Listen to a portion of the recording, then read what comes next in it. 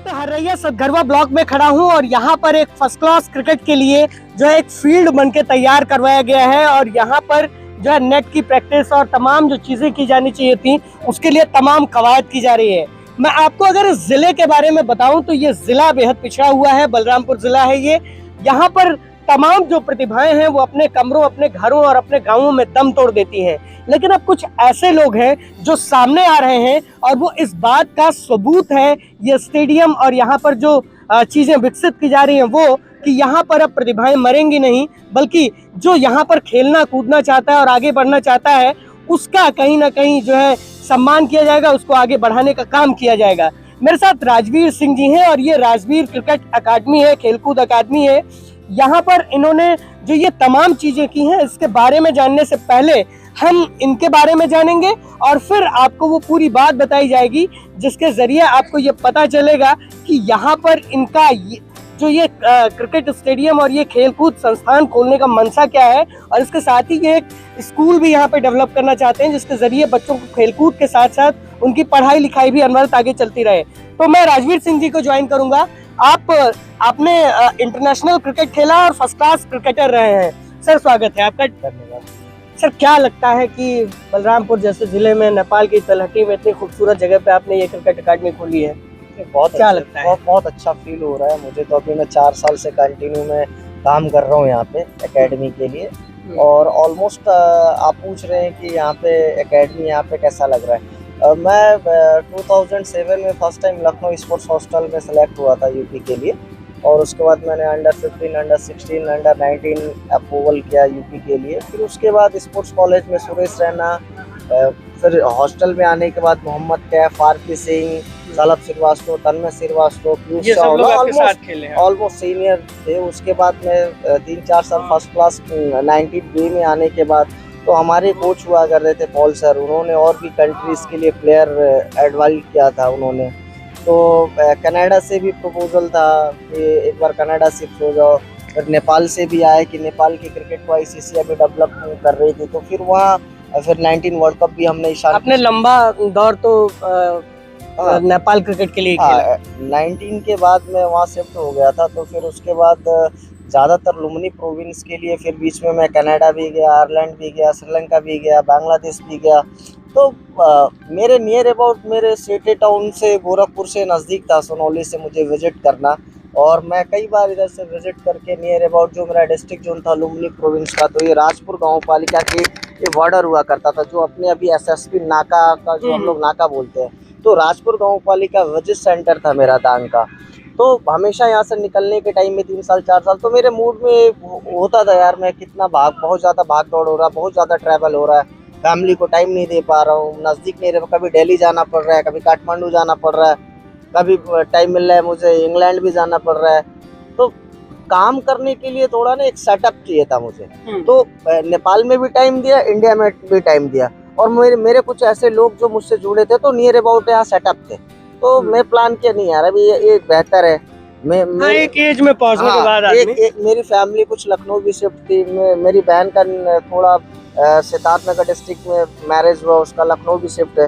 तो मैं प्लान कर रहा था कुछ ऐसी चीजें करूं कि मैं थोड़ा बीच में सेटल हो जाऊं और अच्छा काम दोनों तरफ का जो है मैं और परफेक्टली अगर ये कहना चाहूँ तो मैं बहुत शांत रहना चाह रहा था। अब यहाँ से तो मेरी मुलाकात हुई, हाँ, जो मेरे अभी ग्राउंड्स पे काम कर रहे हैं मनोहर यादव जी, फिर मेरे एक मित्र हुआ जिनसे मुलाकात हुई कुलदीप चौधरी से, फिर मेरे बड़े भाई की तरह हैं बीरेंद्र सिंह दारा भैया जो बीरेंद्र सिंह स्टेडियम जो हमने नाम दिया है बीरेंद्र सिंह स्टेडियम। तो फिर और भी लोग आए, फिर हमारे गुरुजी हैं मणि जी जिनसे अभी आप संबोधित कर रहे थे कार्यक्रम को, और भी जो बहुत सारे राजन सिंह हैं जो मेरे एकदम पूजनीय है, एक चाचा की तरह है, श्री शंकर भक्त सिंह जो हमेशा जो यहाँ का एक एनवायरनमेंट है, लोगों ने आपका साथ दिया। हाँ। मैं मुद्दे पे आता हूँ, ये मेन जो इस जगह पे बनाने का मकसद क्या है, क्योंकि ये बलरामपुर जिला है, बलरामपुर जिला एक तो काफी पिछड़ा हुआ है, वो तमाम चीजें यहाँ पे हो रही हैं तो उसके कारण थोड़ा सा अभी चीजें हो रही हैं। इसके बाद ये हरैया सतघरवा ब्लॉक है, ये जगह तो बहुत प्यारी है लेकिन प्रतिभाओं की यहाँ पे कमी है, दम तोड़ देती हैं प्रतिभाएं गाँव के अंदर, अपने घरों के अंदर। तो क्या लगता है यहाँ पे आप कैसे क्रीम को निकाल पाएंगे? देखिए सबसे पहले तो क्या है ना कि बच्चों को गाइड करना है। गाइड करने। एक बच्चा बहुत जो इंटरेस्टेड है वो अपने आप से लखनऊ गया, और एकेडमी के गाइड में लखनऊ जाने में बहुत डिफरेंस है। बच्चे को नॉलेज नहीं, स्पोर्ट्स कॉलेज में कैसे ट्रायल देना है, कैसे सिलेक्शन होता है, वो गाइड नहीं। तो वो बच्चा गया, शाम को ट्रेन पकड़ा, सुबह ट्रायल दिया, उसको मालूम नहीं, कोई इन्फॉर्मेशन, कोई नोटिफिकेशन नहीं है, क्या हो रहा है, वापस आ जा रहा है, और शाम को फिर उसी ट्रेन से वापस आ गया हमेशा के लिए। और यहाँ एकेडमी खोलने का मतलब ही क्या है कि मुझे सुकून चाहिए था, शांत, जो मेरे बच्चों को, मेरे स्टूडेंट को डिस्टरबेंस ना हो। मैंने बोला ना कि प्लेयर ऐसे नहीं तैयार होता है, प्लेयर को बहुत पसीना बहाना पड़ता है, 8 घंटा 10 घंटा वर्कआउट करना पड़ता है, जो बड़े सिटी में मुझे नहीं लगता कि अभी है।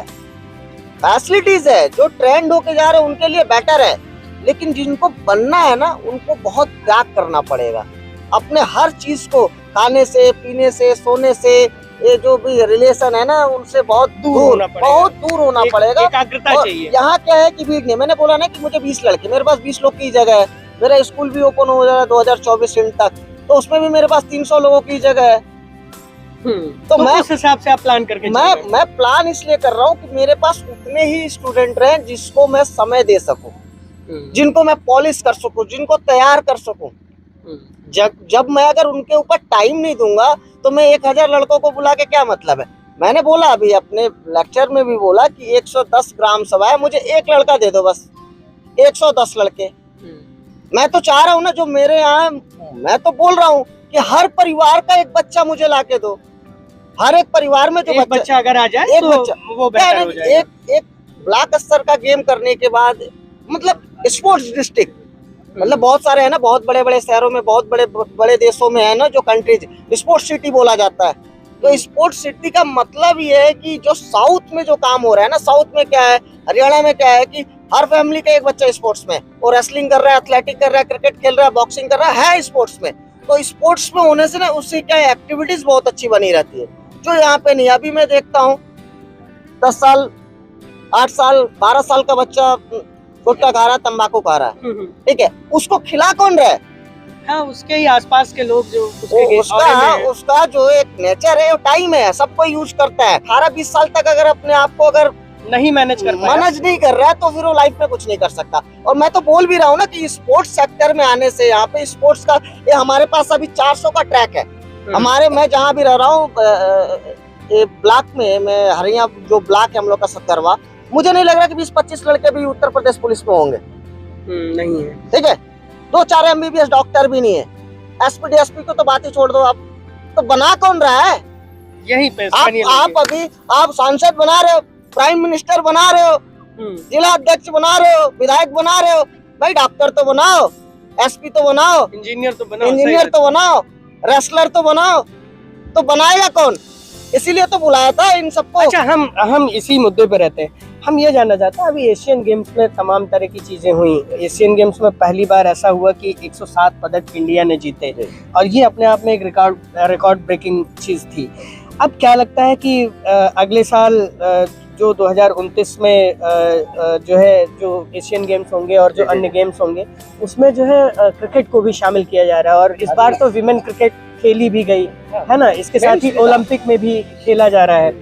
2020 का फॉर्मेट हो, कितना आप पूरा संभावना देखते हैं इसमें, क्योंकि आप एक क्रिकेटर रहे हैं, आपने फर्स्ट क्लास क्रिकेट खेला है, कितनी संभावना और कितनी कमियां होंगी इसके बीच? देखिए क्या है ना कि ओलंपिक संघ में गेम आने से क्या है कि गेम की क्वांटिटी बढ़ जाती है, प्लेयर्स को चांस मिलता है। अभी एशियन गेम में टीम हो रहा है। मैं क्या बोल रहा हूँ कि अभी जो स्पोर्ट्स सेक्टर में है ना, अभी last time Rajyavardhan Singh Rathore Olympian, PT Usha first women in medallist in India, तो क्या है ना कि बेटर होते जा रहा है। अभी क्या है ना कि इस गवर्नमेंट में अभी अनुराग ठाकुर स्पोर्ट्स मिनिस्टर होने के बाद ये एक पैनल है काम करने का। अभी बीच में ना रेसलिंग फेडरेशन पे बहुत सारे एलिगेशन लग रहे थे, लेकिन अब देखो ना पीछे 10 साल का रिकॉर्ड उठा के, और अभी क्या है ना, बृजभूषण सिंह ने क्या नहीं किया है 10 साल के टाइम में। जो रेसलिंग की बात ही कर रहे हैं ना, एथलेटिक्स गेम में PT उषा के आने के बाद एथलेटिक्स में मेडल आ रहा है, बृजभूषण सिंह ने काम किया तब तो मेडल आया। कौन बनाया? बजरंग पुनिया को, ठीक है, बड़ा प्लेयर है। अभी क्या रिजल्ट आया? कुछ नहीं। तो एक मैनेजमेंट जो बन रहा है ना वो बेहतर है। इंडिया का फ्यूचर अभी स्पोर्ट्स में डे बाय डे अच्छा होने जा रहा है और रिजल्ट भी आ रहा है, और गांव में तो प्रतिभा है। मैं बोल तो रहा हूँ कि हर फैमिली का एक बच्चा मुझे दो, 2 घंटा टाइम दो भाई। इस बार हॉकी में भी हम लोगों ने सिल्वर बेहतर है ना, बेहतर है, डे बाय डे अच्छा हो रहा है। वो कर कौन रहा है? मैनेजमेंट कर रहा है। अब मैं मैनेजमेंट करने के लिए टीम के लिए ब्लॉक स्तर पे एक मीटिंग रखा। अब मैं क्या बोलूं, पॉलिटिकल तो मैं कुछ बात ही नहीं करना चाहता हूँ। आई डोंट नो, वो तो हो भी नहीं सकती, ये मंच नहीं है बात करने का पॉलिटिकल। मंच नहीं है, that's the involvement in part this block, it is the most important, the most person. ठीक है, जितने भी है ना वो अपने पोस्ट पे है, it is good. But you are saying they are not doing their duties good, है ना? तो फैमिली इंटरेस्टेड नहीं है तो पॉलिटिशियन को इंटरेस्ट होने का बात ही खत्म हो जाता है ना। अगर बच्चे का फैमिली एनवायरनमेंट अगर बेटर नहीं है तो पॉलिटिशियन क्या करेगा? पॉलिटिशियन के पास क्या जा रहे हो मांगने? आप नाली मांग रहे हो, लाइट मांग रहे हो, तो आपका बच्चा नहीं, वो भी तो जरूरत है ना। जरूरत है ना, पहले जरूरत क्या है? मैंने बोला ना कि शिष्टाचार क्या है। आपका बच्चा है, पढ़ने जा ही नहीं रहा है और आप लाइट मांग रहे हो। भाई लाइट मांगो ना, पहले बच्चे को तो पढ़ा लो। मैंने बोला ना कि मुझे एक रिजल्ट ग्राफ दे दे। मैं बोल रहा हूँ ना कि हर फैमिली का एक बच्चा, मैं चैलेंज के साथ कह रहा हूँ कि अगर वो 8 से 10 साल का है और 10 साल मेरे पास छोड़ दो मेरे कॉरिडोर में, अगर मैं जिंदा हूँ तो अगर वो जॉब पे ना जाए ना तो मैं चौधरी जी छोड़ के चला जाऊंगा। ठीक है, तो ये आप बड़ा वादा कर रहे हैं जनता के साथ। तो ये राजवीर सिंह साहब थे, इन्होंने जो है तमाम चीजें यहाँ पे की हैं और इसका रिजल्ट जो है आने वाले समय में दिखाई देगा। फिलहाल इनकी जो मंशा है कि बलरामपुर जैसे अविकसित जिले से जहाँ पे फर्स्ट क्लास क्रिकेट या फर्स्ट क्लास गेम्स के लिए खिलाड़ी नहीं निकल पाते हैं, वहाँ यहाँ से खिलाड़ी निकले और वहाँ फलक तक पहुंचे और इस जिले, इस प्रदेश और इस देश का नाम रोशन करें। तो इसलिए यहाँ पर इस पूरे ग्राउंड की स्थापना की जा रही है और यहाँ पे इनके तमाम प्लान्स हैं। अब जैसे जैसे ये चीजें आगे बढ़ेंगी उसमें तमाम चीजें तब्दीली होंगी, तमाम बदलाव आएंगे, लेकिन यहाँ की जो जनता है उसे पहले तैयार होना होगा कि केवल क्रिकेट या केवल जो है तमाम चीजें ही गेम्स नहीं है, इसके साथ ही तमाम ऐसी चीजें भी की जा सकती हैं जिसमें बच्चा गेम्स में जाते हुए अपना करियर बना सकता है और वो जो है एक तरह से कहीं ना कहीं परिवार के लिए भी फायदेमंद होगा और आम लोगों के लिए भी। बलरामपुर से मैं योगेंद्र विश्वनाथ त्रिपाठी, द पूर्वांचल पोस्ट के लिए।